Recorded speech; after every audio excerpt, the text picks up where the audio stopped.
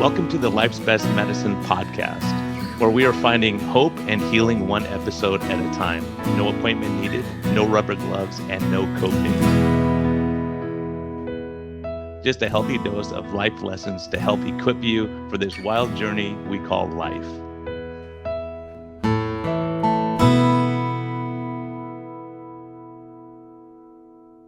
Hey everyone, this is a friendly reminder that we are here for entertainment purposes only. We may not even be that entertaining at times, but this is not medical advice. Talk to your doctor, check with your healthcare professionals before making any lifestyle changes or medicine changes. What we're talking about is our clinical experience and what we've seen. And so if you really want our advice, you can consult us. You can actually consult me as a doctor, or you can consult my guest and get all your questions answered. But we can't give free medical advice because we can't pay our bills with that, but we can help to educate you a bit and allow you to think a little bit. And always reach out to your medical professional before making any lifestyle changes. Thank you. Hey everyone, this episode is brought to you by the good people from Keto Mojo. This is Mindy Pelz. She's awesome. And so you've heard her here before. This is one I recorded for Low Carb MD, but I really wanted the continuity here. So I'm having it on Life's Best Medicine too, because a lot of people had questions. So I was able to ask her some questions, and it's really a great episode. I think it'll be really helpful for a lot of us struggling with hormones. And so this episode is brought to you by Keto Mojo, who is going to accompany me, their meter at least, to Guatemala. I use their meter for checking ketones and for education and checking sugars. And they're always kind enough to supply me with some products and strips to take down there. So please support them back, Keto Mojo, keto-mojo.com. And also I'm going to smuggle down some health code, Get Health, HLTH. Also, I have a discount code with health code, and it's called Met Health, METHEALTH, for metabolic health. So I'm going to smuggle some down and give it to some people down there in Guatemala. Also, we're going to make chaffles. Hopefully we'll figure that out. I made some great ones with these guys with the vanilla flavor. I made some chaffles, and we had little strawberry chaffles. It was really great. So anyways, support these companies. They're great people. They're bringing this episode to you. And so then you don't have to hear a bunch of other commercials, because these two are great and I use their products all the time. So thank you for tuning in and enjoy this episode. We have a great guest. I'm so excited to share her with you. And a lot of you probably already know her.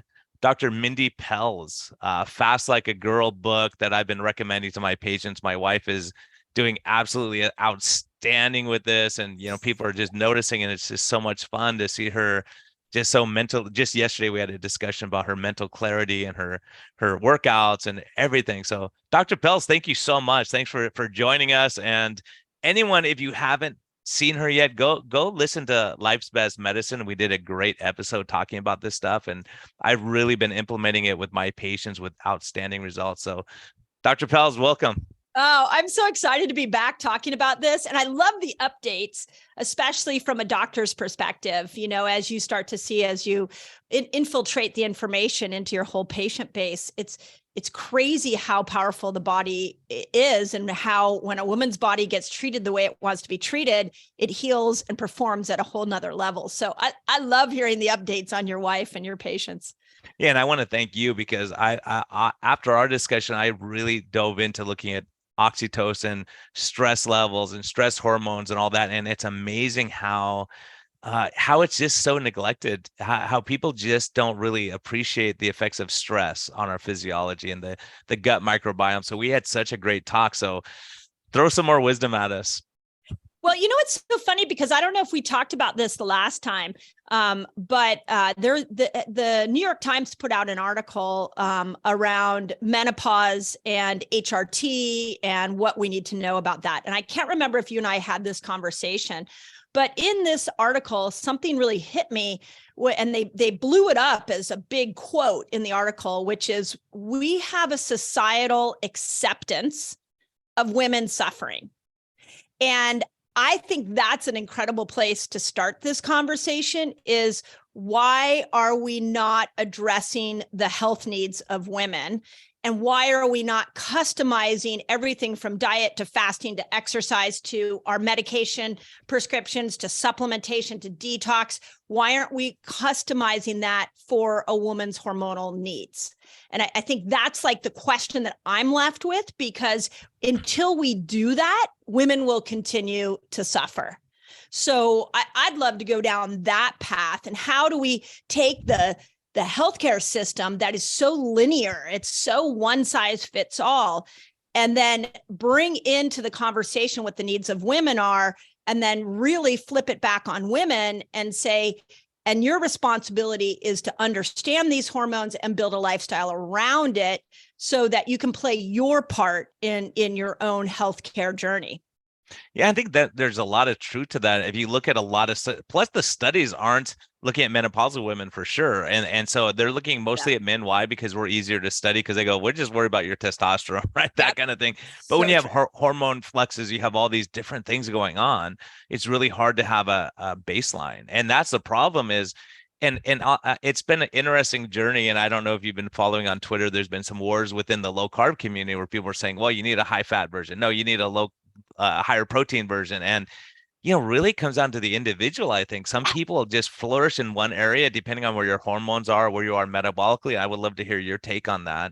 Yes. Well, and the microbiome, we got to bring the microbiome into this conversation too, because for both men and women, I'm the one thing I've hit a tolerance on is I can't take when we've got doctors, influencers that are standing up on social media and saying, this is right, this is wrong. There are no absolutes in healthcare, and especially in a woman's healthcare path. So when we look at just the macronutrients, fats, carbohydrates, and proteins, the first thing we have to realize is that it's your microbiome that's going to decide what to do with those three macronutrients, especially when it comes to glucose. So you might have, let's use women as an example.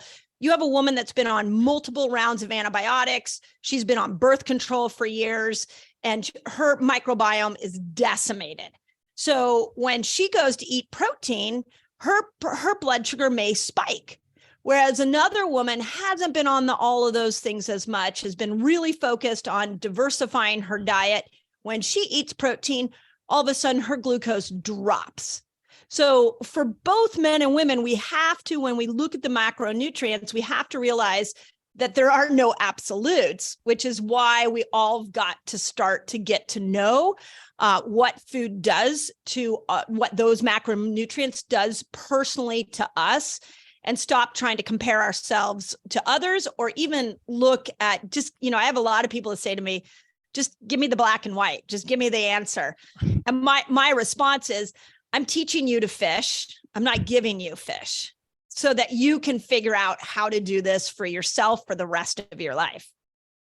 Yeah, and that's such a huge deal, because I see it a lot in my practice where people are so good at something, say carnivore diet, and they're working out hard, and then all of a sudden their numbers start going crazy, and they start having, so they double down and double down and double down instead of saying, well, let me try adding some carbs in before my period, maybe changing things a little, because we're seeing the effects of high cortisol, stress hormones, and all that. So it's a huge thing. And it's funny because so many in this community have fought against the dietary guidelines, say there's not a one size fits all, but now they're saying there's a one size fits all, but there's not. And that's what's so frustrating for everyone, because they're fighting. And I think we can all agree. It's like, okay, let's cut out the processed food. Let's get rid of the garbage stuff. Let's not drink every night. Let's not be stressed out. Let's get sleep, and all these things that we can agree on, rather than arguing over the minutia at some point. Yes. Yeah. And if we just take the macronutrient or even looking of carbs and looking at low carb, what I would say is we have to remember that there's lots of versions of keto. So that's the other thing that I'm not sure if you talk about that on this podcast, but one of the things that I see in the keto movement is we're not talking about the nuance of keto. So for example, low keto to me is 10 grams of net carbs. That is a great thing to do if you're really trying to lose weight. For a woman who's cycling, that's great when estrogen's coming in, not great when progesterone's coming in, but it is a really cool weight loss tool. In Fast Like a Girl, I really emphasize that most women should do keto biotic, which is about 50 grams net carbs. Again, great when estrogen comes in. But the reason I added in the biotic piece and up the carbs is because we need to make sure that a woman's eating vegetables, because that feeds the microbiome so she can break estrogen down. Whereas some of the people that I've been working with, we actually have them bring their carbohydrates up to 75 grams so that they can get enough calories to support their thyroid function. So when we start to look at just the ketogenic diet, there's nuance within that needs to be discussed. So again, this is about getting to know yourself and understanding what works for you and stepping out of looking for that one size fits all, whether it's keto, fasting, supplementation, exercise. There's only one way and it's your way. Yeah, and you figure out what works for you and what level of exercise you have to do and sleep and all these other factors that come in. And the gut microbiome is such a misunderstood part of it. And I think we have so much more to learn, but it's a really, I've had people say, high level people say, you can't talk about this stuff. There's no data. I was like, there's a lot of data and we're seeing a lot. And when people improve and through intermittent fasting, maybe, or doing a 3-day fast, like you recommend trying and seeing how people do as far as getting their gut microbiome rehabilitated after years of antibiotics and all these other things that we do and processed food and artificial sweeteners or whatever it might be that affects the microbiome. Yeah. And something you said about the data, I want to bring this to the surface too, because we've become so obsessed with, well, what does the science say? And I think if you have ever gone and looked at a study, it's crazy because there are so many things you have to look at before you make a declaration that this is applicable to everybody. For starters, are we looking at the sample size? Like, how many people did they look at? And then secondly, are we looking at what the makeup of that sample size is? And then the third thing, I don't know if you've ever done this, but are you even looking at the lead researchers on them? What's their intention? I've done this on a few articles and it'll blow your mind away when you go and look at the boards they're sitting on, because a lot of them are sitting on pharmaceutical boards. So it's so convoluted that I feel like we can look at the data and say, that's interesting. Now let me apply it to me. But when we start saying, no, that's not good because the data says this, we have now lost our way, and we will continue to fight over and over and over again about what the best science is and what the right science is until we start to have a more gentle approach and a more flexible approach to the science that we're all quoting and reading and pontificating about. Yeah, and that's the point, is there's so many, like we could each individually pick out a study that goes, look, high fat ketogenic diet is the way to go because this study says it, or high protein, low fat is better way to go, or this is better way to go. But it really is going to come down to the individual and what kind of response you're getting. Because I always say, this is what you're supposed to do, but their sugars are going crazy all day, and say, well, maybe this is the best approach, right? Or if they're not getting results. Right. Yeah, that's exactly right. So here's what I like to say is, let's come back to some foundational ideas that we know. I think you could put every doctor in a room and they would agree. And the foundational idea of fasting should actually start with food. The foundational idea around keto should start with food before we even count macros.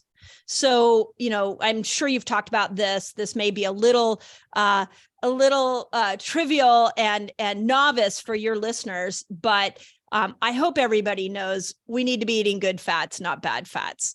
I hope everybody knows nature's carbs are way better than processed carbs because you have more fiber. And I hope everybody knows that when we eat toxins, even I don't know if you've seen this, in the low carb movement, all these new keto foods are coming out.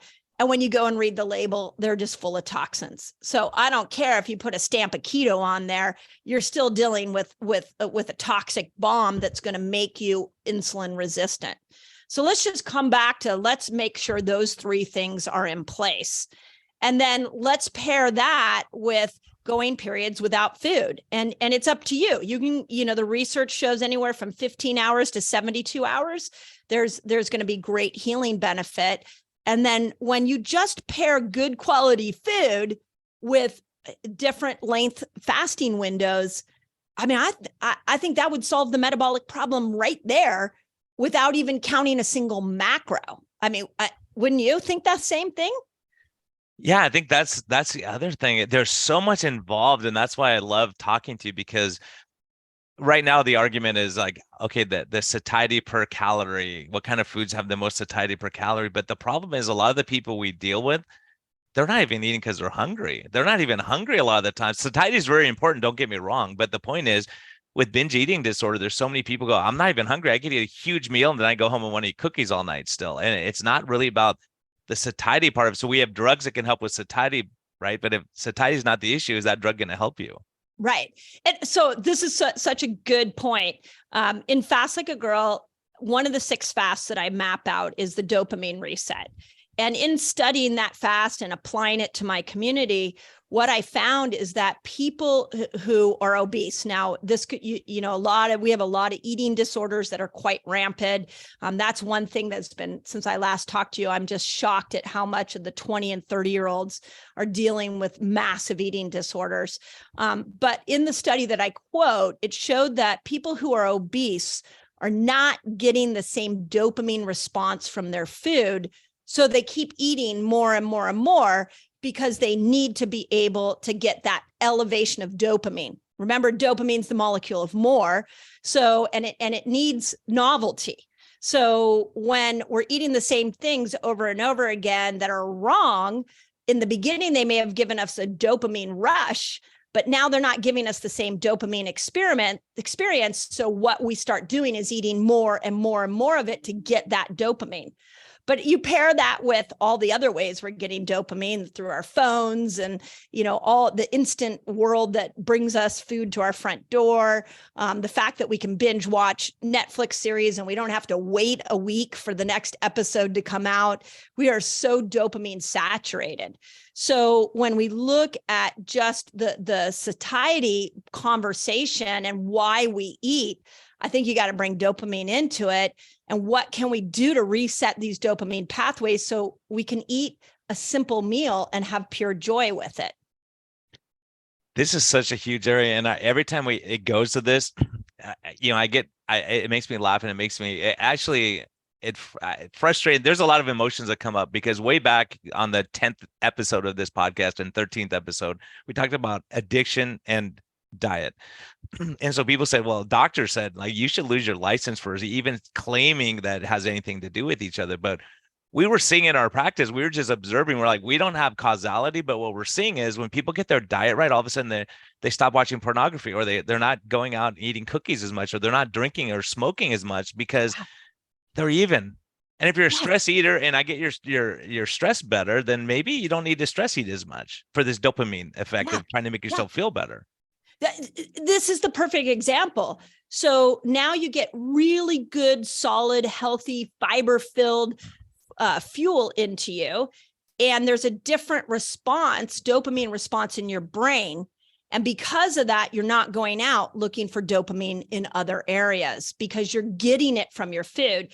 And then the other piece of that I'm really seeing across my platform is every once in a while, throw a 48-hour fast in there and you reset the whole dopamine pathway. Plus, what the literature shows us is that actually you create new dopamine receptor sites.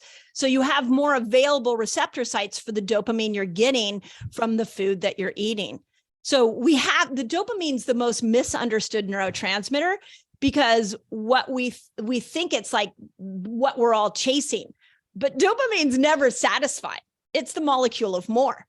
So if we're always chasing the dopamine rush, you're never going to be satisfied. So you've got to start to look at how you can satisfy serotonin, which is the neurotransmitter that comes in after dopamine, but also how you can keep these receptor sites and these pathways very clear and unsaturated. It's a little bit like it's insulin resistance a little bit with the neurotransmitter system of dopamine. But I think right now we are in the biggest dopamine resistant society that we have ever been in. And food is a big part of that, which is why you see all these other, other tools that people are using for dopamine emerging.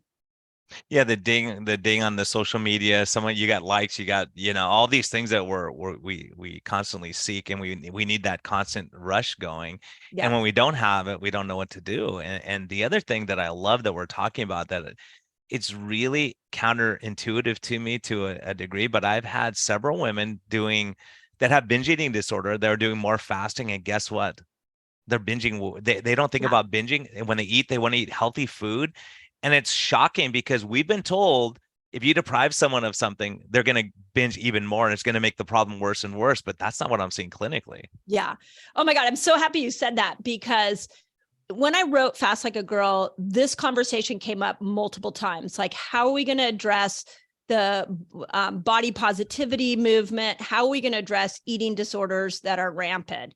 And clinically, I saw the same thing. When I taught a woman who had an eating disorder how to fast, and I walked that path with her. I am not saying that anybody who has an eating disorder should do this journey alone. They should do it with their doctor.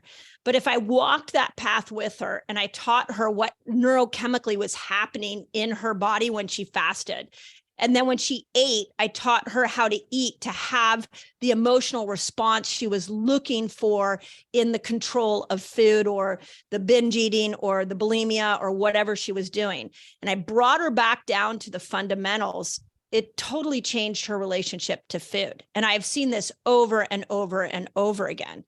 But, going the journey on your own, it can set off a lot of triggers when you start to go without food, which is why you got to work with doctors like you that can walk that path and be able to kind of guide you and hold your hand until you start to get this new relationship with food and the absence of food. Because I think we think of the absence of food, a lot of women especially think of it as control. It's how I can control my environment, or how I can control my health. I'd like women to think of it as it's when I put myself in a healing state. And then when we bring food back in, I can control my health as well through the quality of food. I can control my moods through the quality of food. I don't have to gain weight when I eat the right foods and pair it to the right fasts. Now that fasting lifestyle becomes this guide that has a sense of control in it, because you're leaning into these core principles that you never got and you should have had at 13 years old. Yeah, I think stepping back into also what we started this, like, how come there's no focus on women's health as far as these studies are done, or that we understand it's not, men and women are going to have different responses to different fasts. And then along that, I would like to ask you, because this is the question that my postmenopausal women ask, like, how am I supposed to know if I'm supposed to eat more carbs before my period, when I'm not having my period anymore? How do I know when to eat more carbs and when not to? Can I just cycle at any time? So what would you tell those people too? Yeah, it's such a good point. And I don't think, it's funny because I've been out talking on a lot of podcasts about Fast Like a Girl, and all the postmenopausal women are like, what about me? What about me? So here's the general foundational idea that all menopausal women need to know is that after 40, your ovaries go into retirement and they stop making as many sex hormones. And so that process of the ovaries shutting down takes around 10 to 15 years.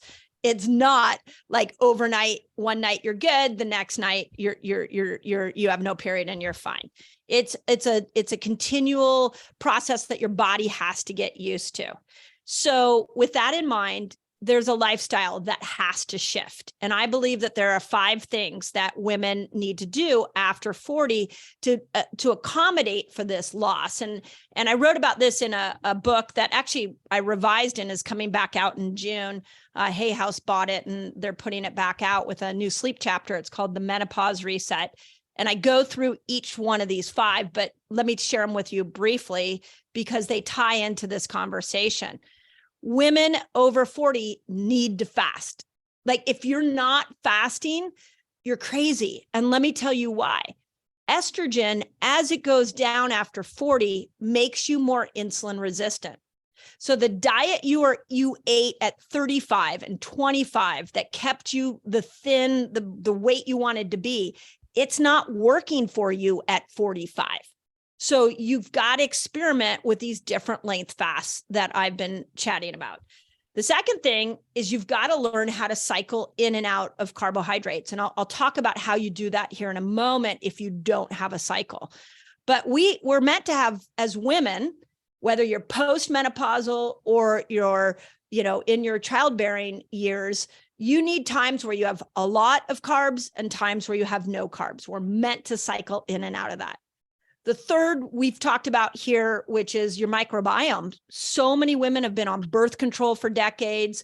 They've been on have done steroids and antibiotics, and their microbiome is not diverse. So we got to bring back vegetables, nuts and seeds and things that will feed that microbiome so it grows.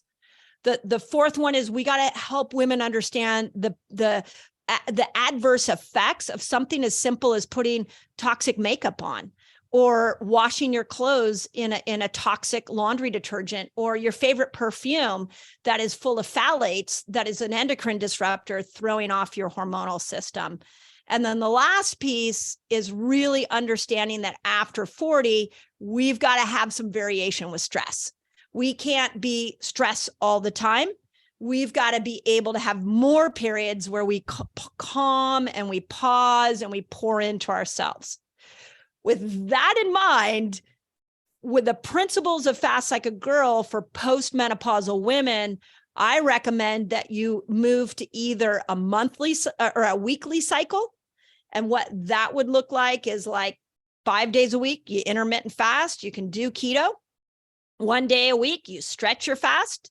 Maybe you protein load that night, so you're getting more protein for your dinner. You can do OMAD that night. And 1 day a week, you're not fasting and you're bringing your carbs up into that 150 gram, 200 gram net carbs, which is a lot for somebody who's a low carb lover. And that way you're addressing both estrogen and progesterone. So that's one way to do it. The other way, and this is a really fun way, and I don't know if we talked about this when I came on your other podcast, is we can start to take postmenopausal women and map her food and fast to the moon. So when you look at the moon cycle, if we didn't have blue light, most women would start their period on a new moon, and on the full moon, that would be ovulation. So in Fast Like a Girl, I have a 30-day fasting reset. I have a fasting cycle. All of that could be mapped to the moon cycle. And now you have a rhythm to look at, because a postmenopausal woman doesn't have a menstrual cycle to look at. So that's kind of the nutshell of the postmenopausal conversation. I know there's a lot there, but again, this isn't a one size fits all conversation. This is helping women understand that they need this ebb and flow. Doesn't matter if they're 25 or 65. Because you also do a 30-day reset. So if they're doing that, does it matter when they started in their cycle, or where it would have been, or how does that make a difference? So what we did in my community is we took all the postmenopausal women and we said, okay, day one of the reset should be the new moon. So go look at the moon. And when you see the new moon, start day one. It's a 30-day reset. Go all the way through according to the moon. Now, if it's like 2 weeks until that point, then look at the full moon. Full moon's ovulation. So it's going to be about day 13. And then you would come in at the reset on day 13. So that's awesome how stuff. we've done it. Yeah, that's so helpful. And I think there's so much that we still have to learn. Are there any other tips that you're learning, or different responses you're seeing in patients that would be helpful to share? Well, so with postmenopausal women, I mean, menopausal women in general, I think we have to realize what's happening, what we're losing as we go through that experience. And I don't know if you're having this in your office right now, but there's a ton of conversation about HRT. HRT is kind of making a comeback. And there's some things that are really good about it that I think are interesting for us to look at. But the part of the hormonal conversation that we're not having is that also after 40, what's happening is estrogen and progesterone are major precursors to our neurotransmitter system. So what I'm starting to see is that you take a postmenopausal woman, and the evidence is, the research is showing that depression, anxiety, especially depression, are higher after 45. So I don't know if we talked about this on the last one, but the most common time for a woman to commit suicide is from 45 to 55. And that's because she's starting to lose estrogen and progesterone. So she doesn't have this precursor for dopamine, serotonin, and GABA. So we've got to help her now look at, how do I raise those neurotransmitters? And some of that we can do through food. Like, we know serotonin likes more carbohydrates. So this is why we got to bring some more carbs into the picture. We know dopamine likes novelty, which is why we can't keep eating the same way over and over again. We've got to vary our foods. And we know that GABA is what is going to calm us.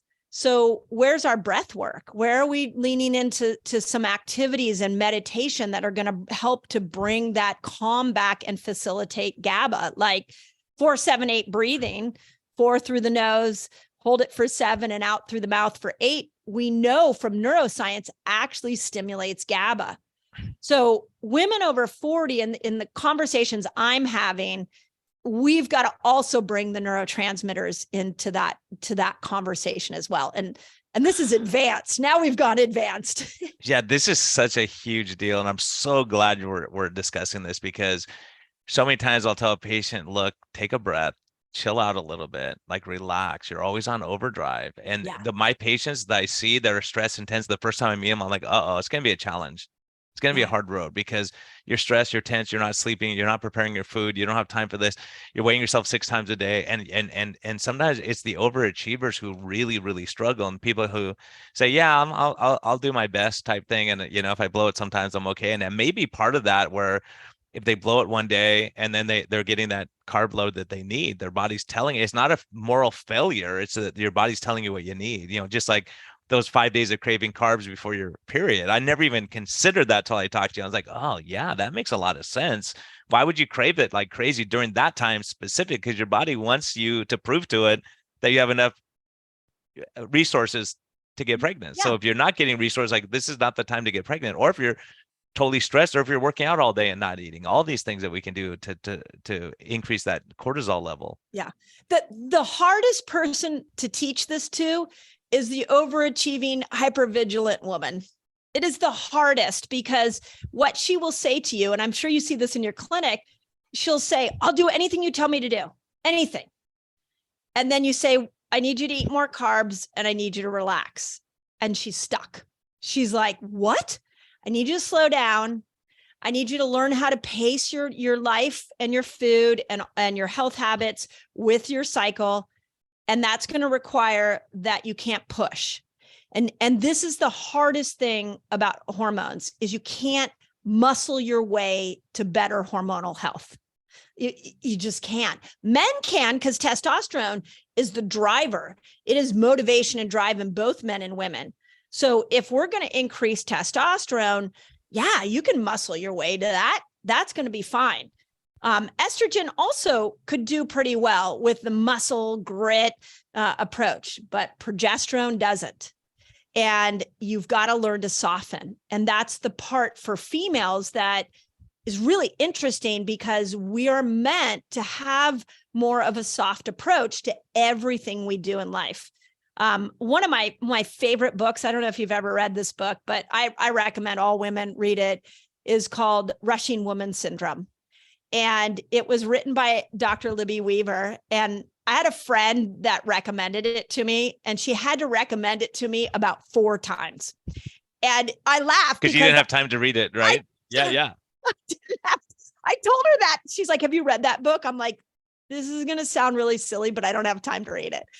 But when I finally sat down on vacation and I read it, I cried because I realized, and I read it, I'm 53 now. I read it at 45. And I realized that everything that I thought was amazing about my health habits was actually destroying my hormones. And the amazing things that I knew about myself at that time is that I had a ton of discipline. I have a lot of grit. I can put my head down and do things even when they're difficult. But just because I can do that doesn't mean that's hormonally right for me. So the softening has to come back into healthcare for women to be able to thrive. And the type A overachiever woman, this is the hardest concept to grasp. Yeah, and it's true, and especially with women who struggle with diabetes maybe in their life, when you say, "Hey, liberalize your carbs," sometimes it's such a hard thing. So what would you tell that postmenopausal female who's struggling with some hyperglycemia and saying, "I'm afraid to go up on my carbohydrate intake as a result of that"? Yeah. So here, it's a great question. I like this step approach. So for that woman, the first step is let's just start to teach you metabolic switching, where you are eating and then you have periods of time where you are fasting. And you might start with 13 hours and learn to switch in and out of those two. Then the second step is let's start looking at your carbohydrates differently. So there are man-made carbs and there are nature's carbs. And what we want to do is switch you over to primarily nature's carbs, which are our potatoes, our sweet potatoes, our fruits, our vegetables, and get away from the breads, the cakes, the pastas, and the cookies. So when I say carb in my head, I mean nature's carbs. So let's get her to do that next. Then the third step is, do you understand ketosis? Do you know what gets you into ketosis? And are you able to even get there? Because what I see with a lot of women is that they are like muscling their way into ketosis. And then they're like, I've gone extremely low carb and I'm getting no ketones. And so we got to kind of practice the art of ketosis. Once you have those 3 steps dialed in, now, if you have a cycle, let's start to look at periods where you're going into high carb, nature's carbs, going into low carb, and going back and forth between the two. When you get to that place, this is crazy. And I really want people to hear that. When you get to that point of your journey with food and fasting, you will lose weight when you eat carbs, nature's carbs.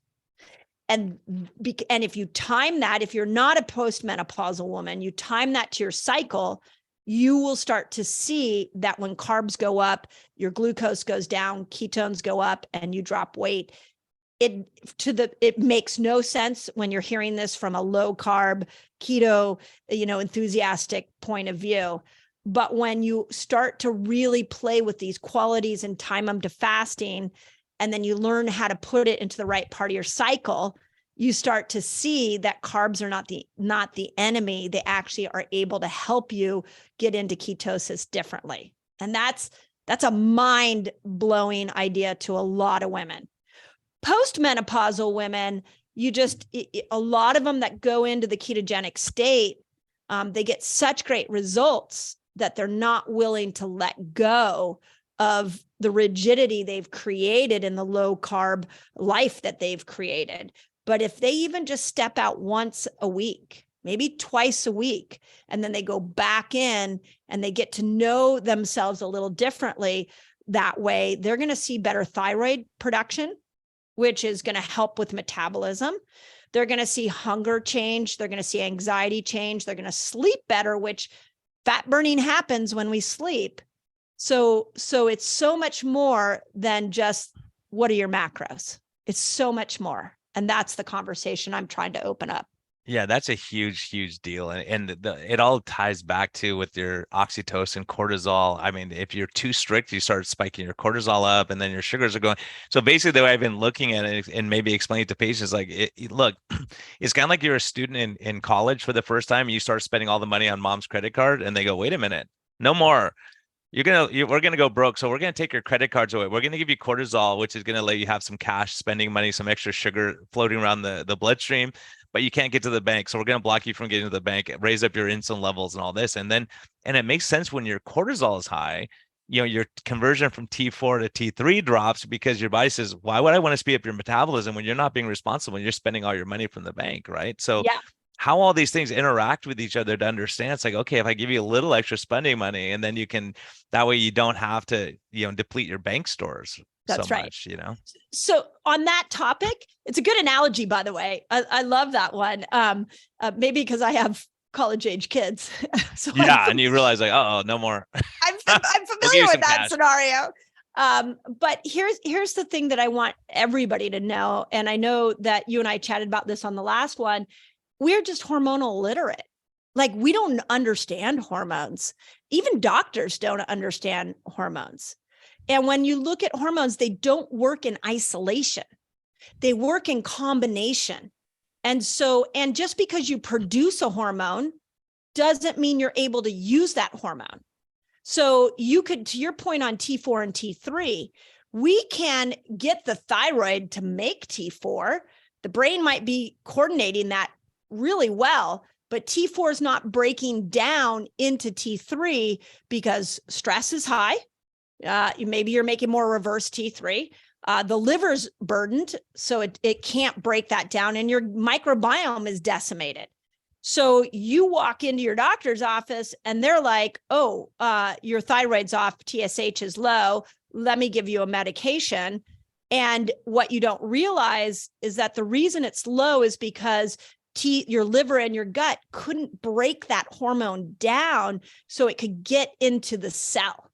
So with hormones, there are 3 steps. There's the production, there's the metabolizing of it or breaking it down, and then there's, can it even get into the frickin' cell? That the hormones, I read this quote the other day and I've been really geeking out on it. Hormones tell your cells what to do. They are the commander of the cell. If your endocrine system is producing them, but it can't get in the cell so the commander can go in there and tell the cell what to do, it doesn't matter how much levothyroxine synthroid I give you. It doesn't matter how much HRT or bioidenticals I put you on. It has to be able to get into the cell to orchestrate the action that cell is supposed to do. Yeah, it's so amazing. Just these little things like not eating all the toxins, all the things are going to plug up all the receptors in the cells, and then exercise and activity and all these other things that play a role in hormones and how they're going to interact with each other. It's so complicated, but it's so simple too in certain ways. When you go, okay, let's just take out the biggest offenders, right? And then we figure out. So instead of worrying, fighting whether everyone should be eating the same diet, say what works for that person in front of me. Where are they hormonally? Where are they in their menopause? What are their testosterone levels maybe? And then realizing, okay, if we're exercising, is it ever gonna if we're not excessively exercising, but there's going to be benefits to the hormone system that you're exercising, telling your body, hey, you're at least taking care. You're not just sitting there starving to death. You're doing something, trying to get more food in the system. That's right. That's right. And that's why I think the door into this conversation, if people are listening, they're like, whoa, I'm overwhelmed. Mm-hmm. The door in is just understand your hormones. Like, let's start, both men and women and doctors and healthcare professionals. We got to understand the personalities of these hormones. And then we've got to build a lifestyle around these. I think one of the things that we've done wrong in medicine is that when the hormones go off, we don't address lifestyle. We just medicate. And what I want to start to see is, let's bring hormone knowledge back and let's bring lifestyle back. Now, once you have those 2 things dialed in, now if medication is necessary, I get that there's times and places for those. But we're so quick trying to throw a medication at it without even knowing. Like, I can't tell you how many women are like on HRT and they don't even understand what's going on in the menopausal journey, or how many women are on thyroid medication and it worked in the beginning and then it stopped working and they don't really understand why. So it's like the knowledge has to start first, match the lifestyle to it, And okay, now we can start to have a conversation about meds and supplementation and all of that. But we go at it wrong. We go with the third step first, and then we try to figure out the other two, which leaves us all confused. Yeah, and it's the same thing as like, the doctors are looking at TSH only a lot of times, so they throw a T4 at you. But if you can't convert that to T3, you have a low TSH, but you feel like garbage. And so many women over my career have said, I just don't feel good. I know my TSH is normal, but I feel terrible. I never checked T3 back then, and now I realize, oh my goodness, you're not checking a free T3. Now you look and go, oh my goodness, there's a lot of stuff that we can, hormonally change. And if you have a block in one of those steps, giving the upstream stuff is not going to be helpful if you're not fixing that cortisol, and that's why it's so. And for me, after I talked to you, and plus knowing inherently, just watching stress out people don't lose weight, and I always assumed it was just because we get stressed and we stress eat. But there's a ton of hormonal stuff that's going on. Even if you're eating a perfect diet, if you're stressed and not sleeping, you're worried about your kids all night, and you can't, you can't get rest, and you don't shut your brain down, like you're saying, just doing some box breathing. It sounds so hocus pocus, hokey pokey or whatever to people. But if they just breathe and relax, and I've had times, and I had patients that we get them to breathe a little bit and their sugars come down immediately, or their blood pressure drops down immediately. And you think, wow, how come we just don't breathe like that sometimes? It's such a good point. I think because we've made healthcare so complicated, and we've left it in this box of like, you have to be so bright and intelligent and trained to understand healthcare. And we've left the layperson to think that the fancier the health solution, the more I don't understand the health solution, the more complicated it is, probably the better it is for me, like medication. But then we've left in that lens, we've left out the simplicity of something like box breathing, and how important box breathing is to bring cortisol down. And once we bring cortisol down, we bring insulin down, and we start to regulate insulin. And once we regulate insulin, now our sex hormones balance. So it's the simplicity has to be brought back. And that just along those ways, so many people, I tell them they're so stressed about every macro and everything they're doing. It's like, okay, if you stop stressing, then you could add in some blueberries, and your insulin is going to be better off still than stressing every day about everything you do, whether breathing the air is going to kill you today type thing. So many people worry about every detail. Agreed. So I was just having a conversation with a patient this morning, and she was telling me that she was in the middle of ovulation, and she was moving into ketosis. She was like at 0.9, but she had a CGM on, and her blood sugar was going up. And I said, and she's like, I don't understand it. Why is my blood sugar going up as I'm in ketosis? So I said, tell me what's going on stress wise. And then she told me like all these big stressors she had that were ruminating in her brain. And I was like, okay, so understand this from your brain's perspective. Your brain thinks it's running from a tiger. Your diet's telling it to move into ketosis, which it's doing, but it also knows that 50% of the fuel source for the brain is glucose. So it's releasing stored sugar to match the stress level that you're at, which is why it's confusing when you're looking at those numbers. And that will mess everybody up because they're looking for an absolute. No, and that was my struggle. The other irony of all this stuff, I looked, and after I talked to you, I go, okay, I'm going to double check Mindy on this stuff and look at oxytocin, the effects. And it's overwhelming. I have a 2-page slide of all the stuff it does as far as increasing metabolic rate, better mitochondrial function, reproduction health, muscle mass and decreased fat mass, all these things, and bone density, all this. And so all these studies say, yeah, oxytocin's good. So we need to find a drug that will raise oxytocin levels. That was their conclusion. Almost every study around, like, how about going to the beach and sitting there for a day, or reading, or doing something you enjoy, or breathing, or going in the sauna, whatever it is where you find your peace. That's why people, when I talked about this on this podcast, as a matter of fact, that's why I started Life's Best Medicine, because I would talk about, hey, finding your peace, where's your happy place type thing. And they go, just talk about keto. That's all we want. Well, that's part of it. It's part of it, whether you like it or not. Right. Yeah. So I'm so glad we're talking about oxytocin, because I think the pandemic, one of the things that the pandemic taught us is the lack of human connection hurts us, not just from a mental health, but from a physical health place. So when you look at oxytocin, the biggest challenge we have with it is the half-life is like a couple of minutes. So you get a hug, you get a burst of oxytocin, you feel a little bit better, and then 3 minutes later, you're back not feeling good again. So we've got to build oxytocin into multiple places in our day. And there's a lot of ways we can do that. I mean, hugs are great, smiles with people, connection with humans, getting out in nature, petting your animal, your dogs. Like there's so many different ways. But then what do? We're like, I don't have time for that. I can't call my friend. I can't slow down because I'm trying to produce. I'm trying to, manipulate my way into low carb and get myself into ketosis. And that aggression, that hypervigilance is only raising cortisol, which is causing everything you're trying to do. It's making it so much harder. I saw something interesting. It was a reel on Instagram that somebody sent me the other day. And it was fascinating. It was a comparison of what we do here in America compared to the lifestyle in Italy.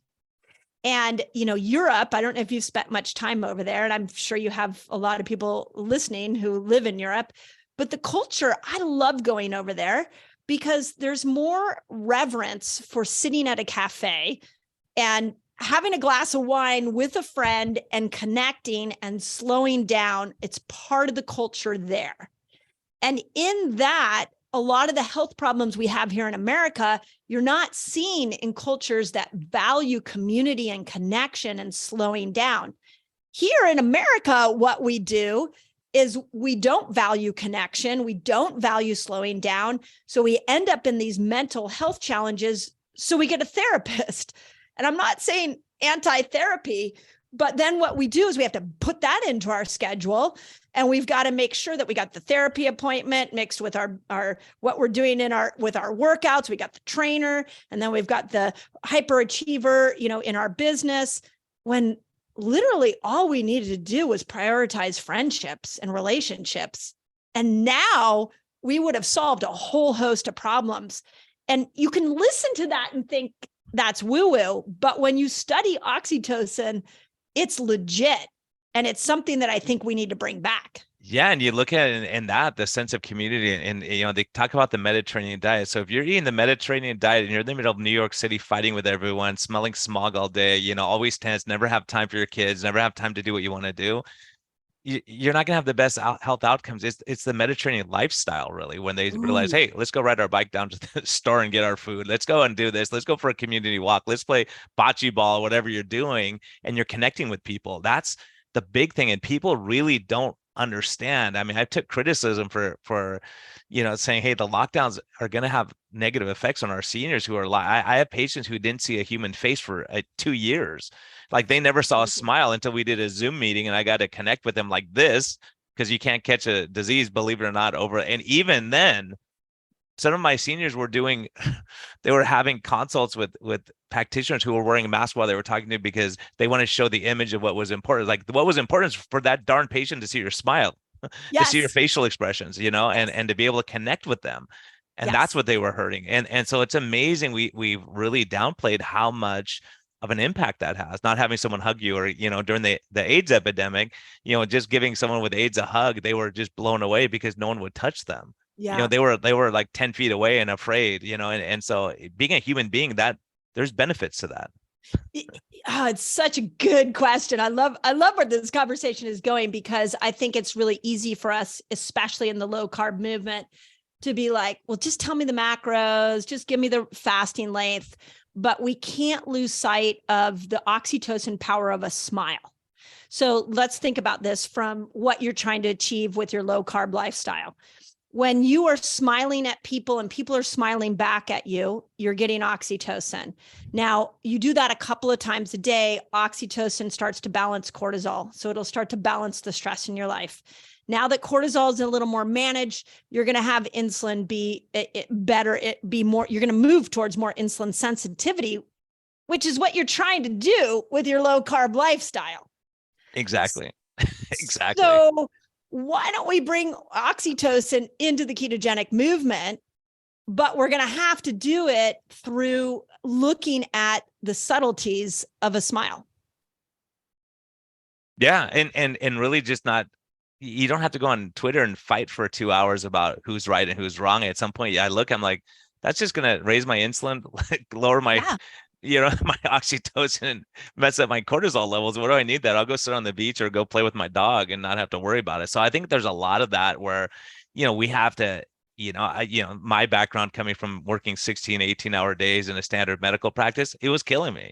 It was killing my oxytocin levels. It was killing everything. And you don't realize it because you're in the, it goes, like you said, just because you can muscle through it doesn't mean it's the way to do it. If one meal a day isn't working, at some point you go, okay, let me do 2 meals and see what happens. Let me add in a little carbs here and there and see what happens. Now, if it's a disaster, you go, okay, this isn't working. I change tact again, and you kind of figure it out. But I've yet in my life to meet anyone who said, my life was going so great, and then all of a sudden I get rid of all my stress and then I fell apart. Oh yeah, nobody says that. No. In fact, a good friend of mine just went through a really nasty divorce, and as she's getting on the back side of that, she hasn't changed her diet, but she's losing weight.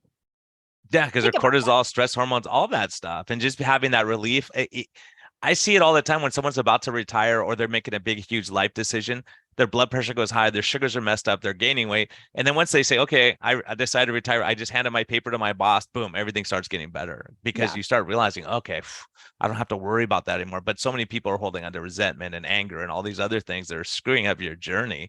Yeah. So those are the big ones. And the other thing I've noticed too is when a patient comes to me and they're like, oh my gosh, I could eat salmon and vegetables and all this, and they're so excited about the journey, and it's fun for them. Other people are sitting there going, oh my gosh, so I can't have cookies, I can't have this, I can't have that, and it's so stressful that it's like, let's take a breath here. What are our goals, and how do we move forward with that? And if it's scary to give up sourdough bread, how about if we just we do it twice a week instead of 7 days a week, right? Or what can we do that's not overwhelming to you that we can start at least on a path? Oh my God, there's so much in that. And I think the first thing is that this is where health information on social media has gone awry, because we have too many people that are standing up saying, do this, don't do that. Let's use alcohol as an example. I don't know if you're noticing, everybody's becoming on social media, all the doctors, all the health influencers are anti-alcohol right now. Now, nobody would agree that alcohol is a health food. But what we're doing is we're creating this absolute, like, don't drink alcohol at all. Now, I will tell you, when I have a glass of clean wine every once in a while, I can see it on my CGM that my blood sugar goes down. Mm-hmm. And the reason for that is it calms my shit down. Like, it calms me. And so now cortisol is coming down. So in a cycling approach, is that a little dose, like a micro dose of alcohol here and there, a helpful tool for me? And these are questions I'm asking myself. I'm not trying to upset anybody who has grown up in an alcoholic household or anything of that. I'm just trying to create the point that when we start to get dogmatic about our health habits, including keto, that is so good, and we get so rigid with it, to me, it's now as toxic as the drive-through at McDonald's. And we've got to be more curious. We have to have more flexibility. We have to be more loving and kind to ourselves. And we got to get out of the hypervigilance, because both men and women, this is destroying us, because that rigidity raises cortisol. Yeah, and I think that's an important thing, because there's a movement now, healthy at any weight, and all these things, and you go, okay, realize I love myself where I'm at, but I'm not going to leave myself there. I want to get better tomorrow. I want to be able to go on hikes, and so many people have been victim. I see it now. It just, in the last week, I saw 2 people that really, they have struggles standing up. They have struggles moving, because for so many years, everyone said, hey, just do what you want to do. We got insulin for you. We got all these things. And then once these things start falling apart, you go, gosh darn it, it's going to be really hard to reverse these things, probably irreversible. Once you have neuropathy and your feet are numb, and you have the amputations going in, blindness, and so many of these things I see, it's like, gosh darn it, if someone would just 10 years ago done that, like you said, the same thing you were saying with hormones changing, the same thing with diabetes. It doesn't just happen in a day. Type 2 diabetes doesn't just happen in a day. That we have 10 years warning if we're looking for the right things like insulin and cortisol and all, the what's happening with the sugars and the triglycerides and lipids. And so it's frustrating because people continue to say, hey, it just you have bad luck. It just happened to you. Well, it didn't just happen. There was a journey of 10 years at least until we started seeing these manifestations. So I think really saying, can I intervene now before things get so out of control, where if you're hurting everywhere, you're not going to be wanting to exercise, right? But if you're 10 pounds overweight, you can exercise. If you're 300 pounds overweight, it makes it a little bit more challenging. Yeah. And I want to say that conversation should be happening in the doctor's office like you're having, because what's happened is, let's just use type 2 diabetes as an example.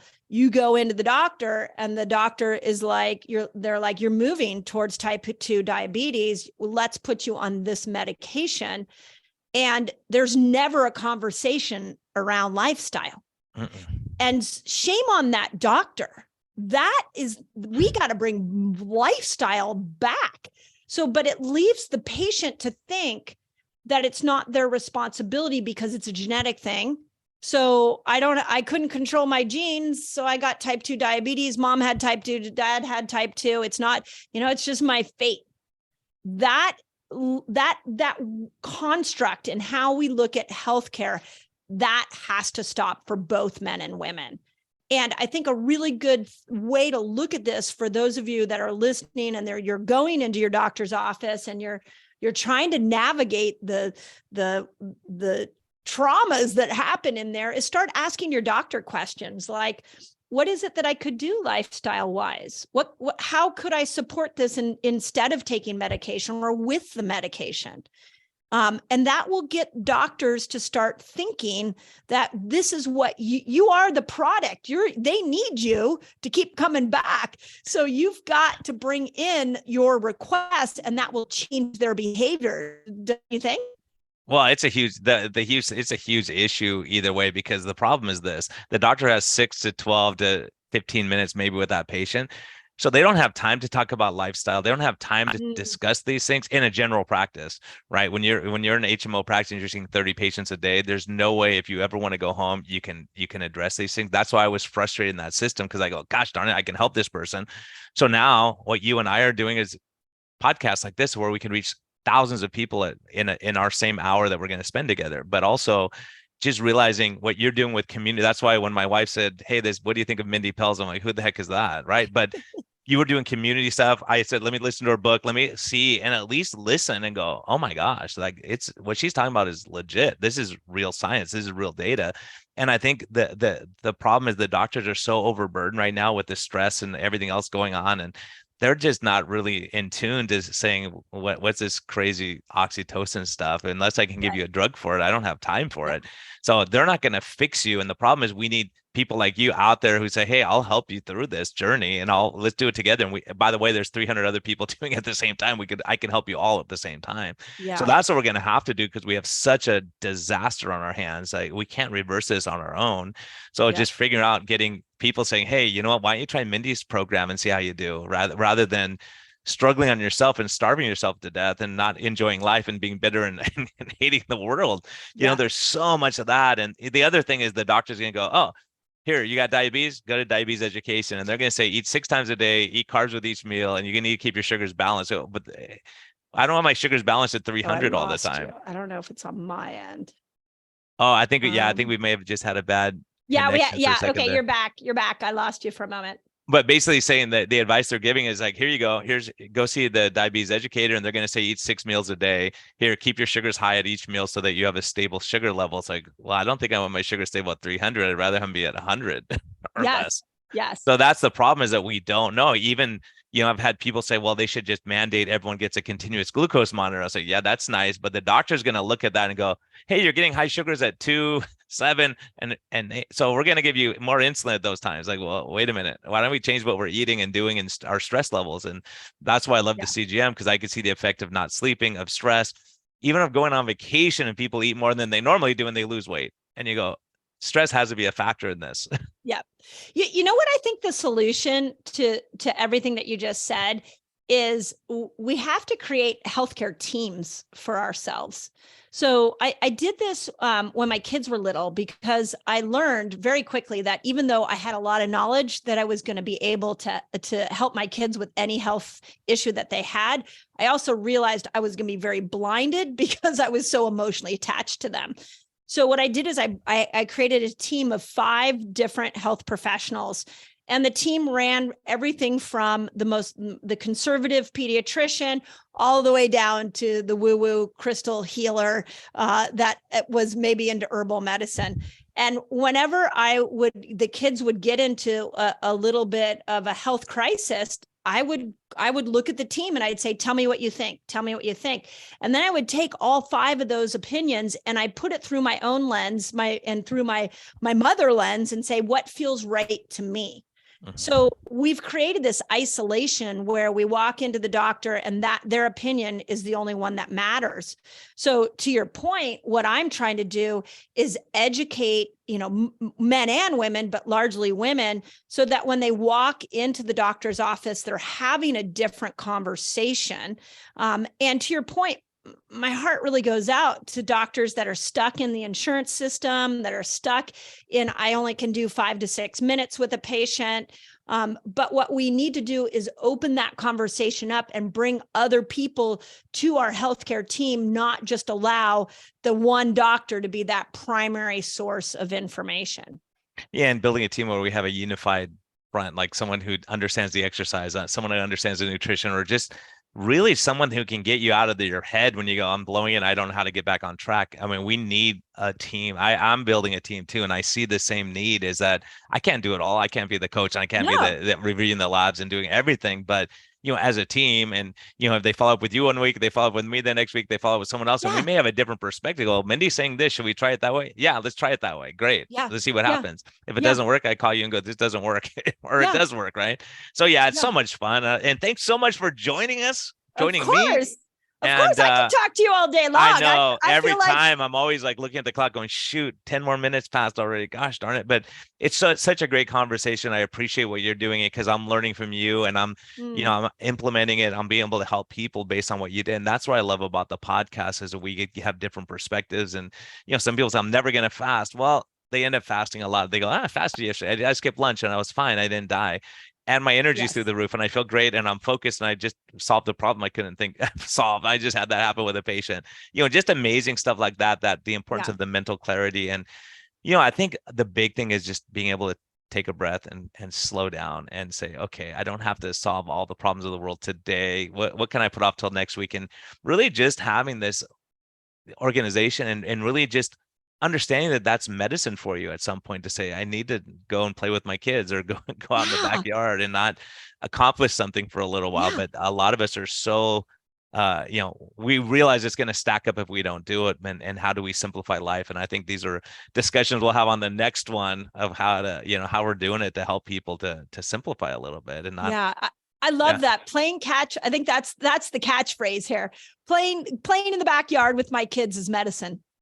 And if we gave that, if there's nothing else you learn from this podcast, if you understand that human connection is medicine, now you've got oxytocin, and all the rest will fall into place. So I love that statement.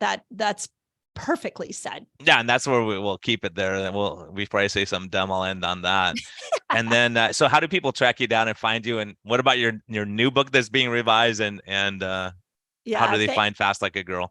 Yeah, thank you. So Fast Like a Girl, it's, you can go to my website or fastlikeagirl.com. It'll show you all the different places.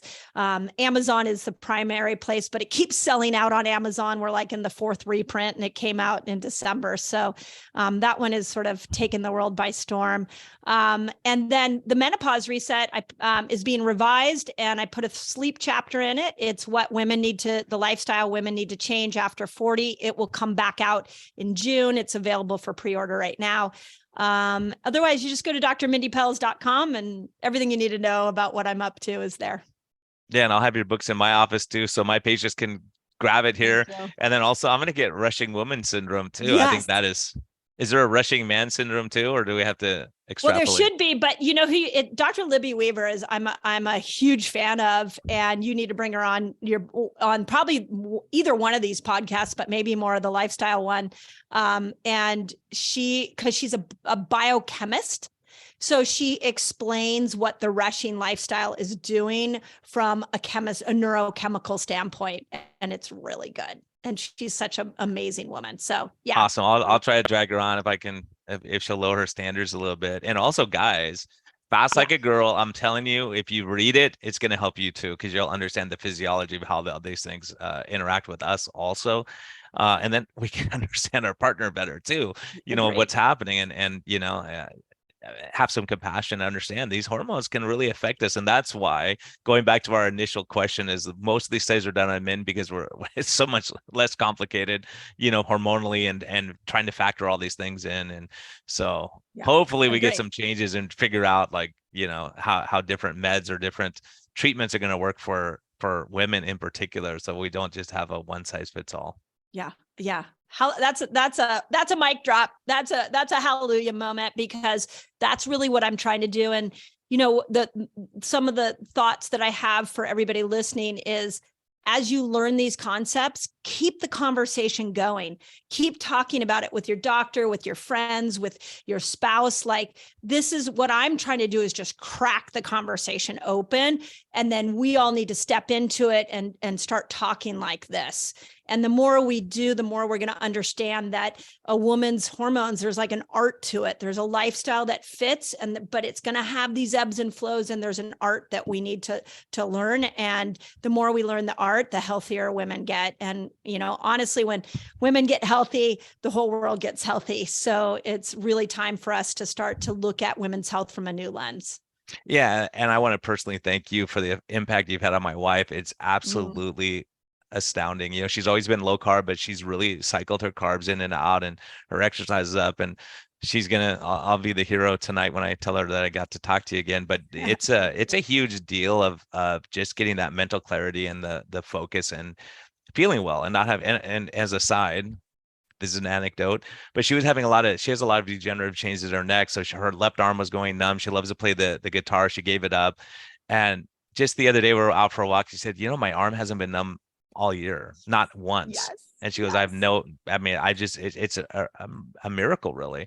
But she said, I'm going to do, because they recommended getting epidurals and spinal surgery. She's like, I don't really want to do all that stuff. And she's like, if I can do anything health-wise, I'm going to try it first. And so your book was a huge, huge help to her, decreasing inflammation, mental clarity improvements and all this kind of stuff. So, and she has to put up with me. So we have to get her cortisol levels down, dealing with me all the time. So, you helped her out a bit on that level too. Well, now you just need to hug her more, and be kind, especially the week before her cycle, be incredibly kind and nurturing to her, and you will soon be her hormonal hero. So, but I love that story. Thank you so much for sharing.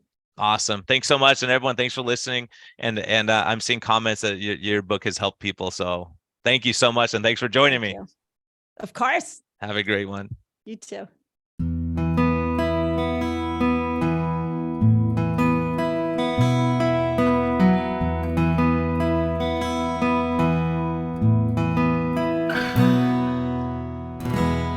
Thank you for listening to this episode. We greatly appreciate your support. We would greatly appreciate a positive thumbs up on all of the platforms like iTunes and Spotify, or wherever you're listening. And we just thank you for our Patreon supporters. We greatly appreciate your help in getting this message out. We think there's a lot of important information, and hopefully this helps you. Have a great day, and thank you for listening, and thank you for your support.